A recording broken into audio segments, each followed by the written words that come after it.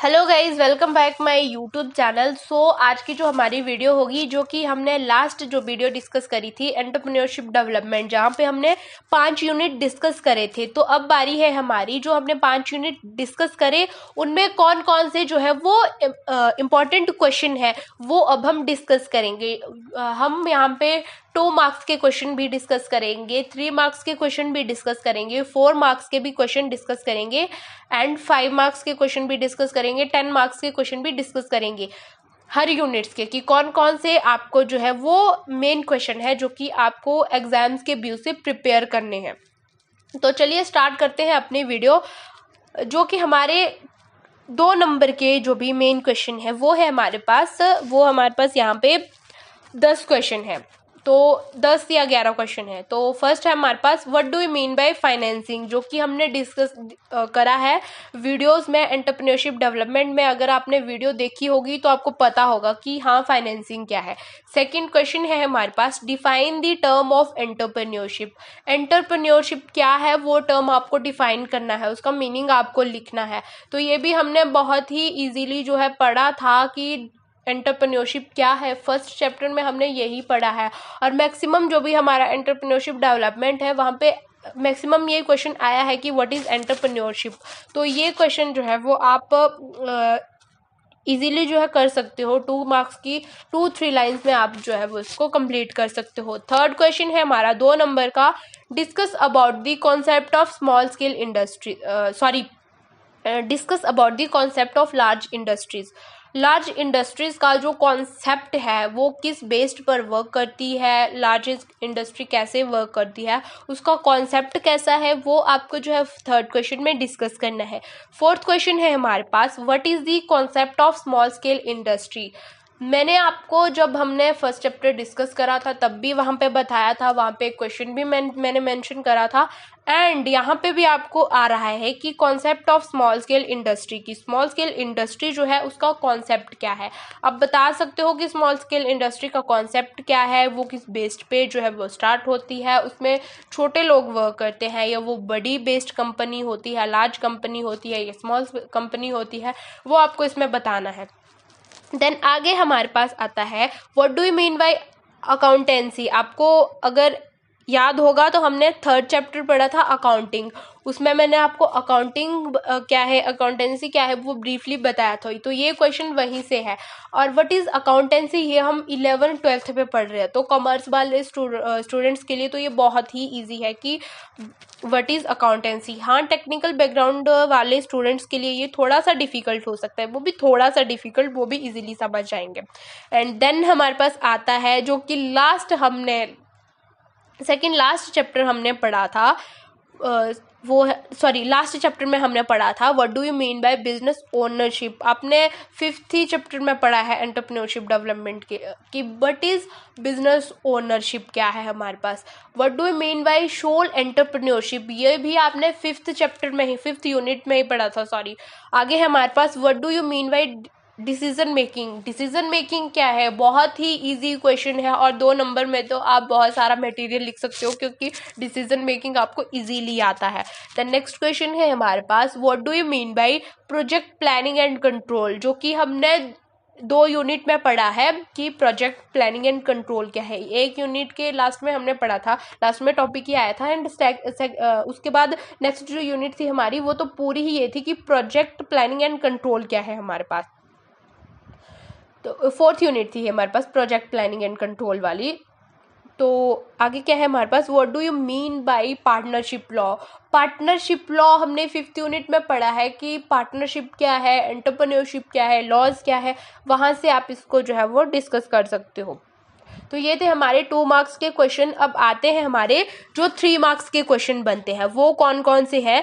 First question है हमारा 3 marks का, describes the sales, income tax and workman compensation act. आपको इस पे 3 चीज़ें जो है डिफाइन करनी है। तो 3 नंबर की होगी वो कि सेल्स क्या होती है, इनकम टैक्स क्या होता है, वर्कमैन कंपनसेशन क्या होता है, वो आपको जो है वो डिफाइन करना है। ये आपके 3 मार्क्स के क्वेश्चन हो जाएंगे कि एक में आप एक डेफिनेशन लिख रहे हो, दूसरे में आप दूसरी डेफिनेशन इनकम टैक्स की डेफिनेशन लिख रहे हो, तीसरे में आप वर्कमैन कंपनसेशन का जो है वो मीनिंग बता रहे हो, जो कि हमने फिफ्थ यूनिट में पढ़ा है कि व्हाट इज़ वर्कमैन कंपनसेशन, और जिसको अभी हम एम्प्लॉयज़ कंपनसेशन एक्ट 1923 से भी जानते हैं, जो कि अब क्योंकि ये एम्प्लॉयज़ के लिए होता है तो इसका नाम अब चेंज करके एम्प्लॉयज़ कंपनसेशन एक्ट 1923 जो है इसको हम बोलते हैं। सेकंड हमारे पास 3 नंबर का क्वेश्चन है, describe in detail about the assessment of viability in project identification.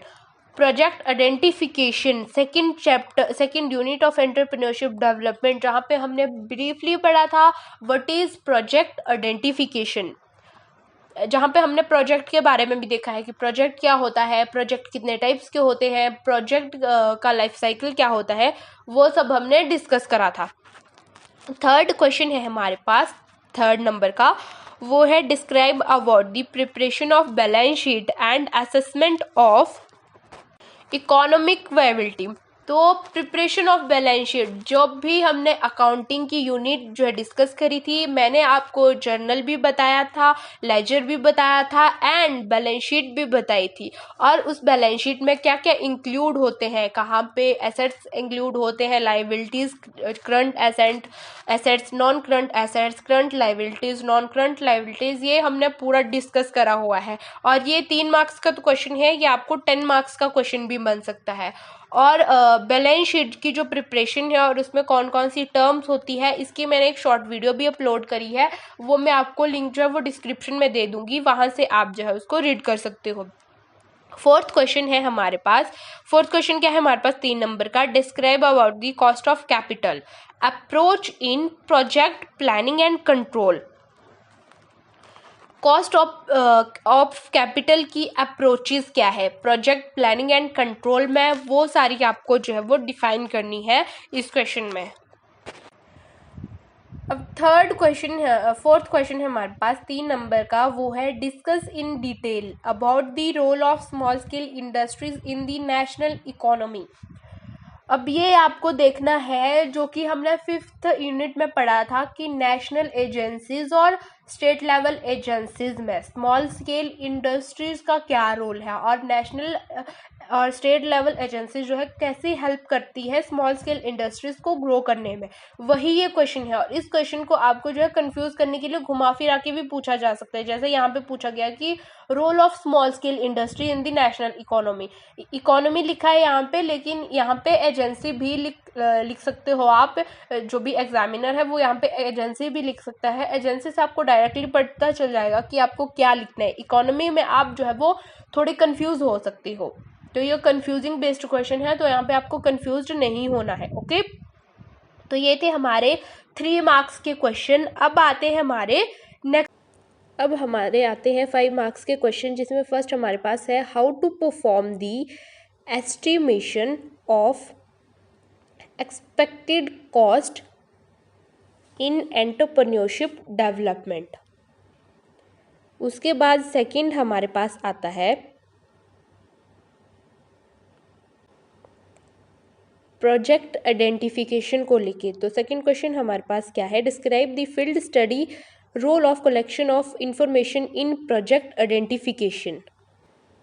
उसके बाद हमारे पास थर्ड क्वेश्चन आता है, describe in detail about the characteristics and types of small scale industry. Characteristics और टाइप्स आपको एक्सप्लेन करने हैं। और फोर्थ क्वेश्चन हमारे पास आता है, फोर्थ क्वेश्चन है वो हमारे पास प्रोजेक्ट प्लानिंग एंड कंट्रोल वाली यूनिट से आता है। तो क्या है हमारे पास फोर्थ क्वेश्चन है हमारे पास, describe project planning and control in entrepreneurship development. Entrepreneurship development में प्रोजेक्ट प्लानिंग और कंट्रोल क्या होता है वो आपको फोर्थ क्वेश्चन में डिफाइन करना है।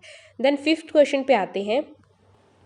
फिफ्थ क्वेश्चन है हमारे पास एंटरप्रेन्योरशिप डेवलपमेंट के इम्पॉर्टेंट क्वेश्चंस में, describe the role of various national agencies which render assistance to small scale industry. जो कि हमने फर्स्ट चैप्टर पढ़ा था, कौन सी नेशनल और स्टेट एजेंसीज है जो स्मॉल स्केल इंडस्ट्रीज की जो है वो हेल्प करती है। ये हमारे पास फिफ्थ क्वेश्चन है 5 मार्क्स का।